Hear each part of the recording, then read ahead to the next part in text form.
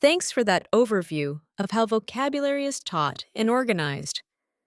So now that we know the theory and techniques, let's look at how we actually bring vocabulary to life in class, using activities and games. Today's session focuses on compound words and vocabulary games. These activities are designed as warm-ups to energize learners and prepare them mentally before starting micro-teaching tasks.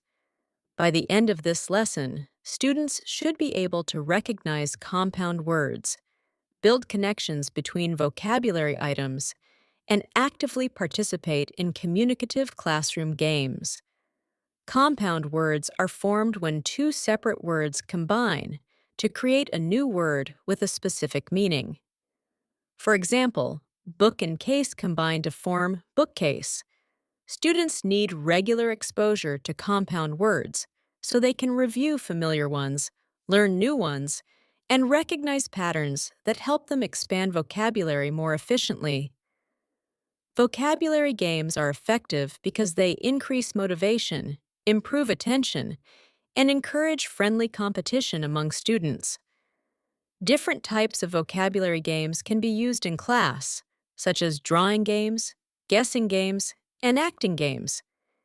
Even games not originally designed for language learning can work well. In this game, students listen carefully.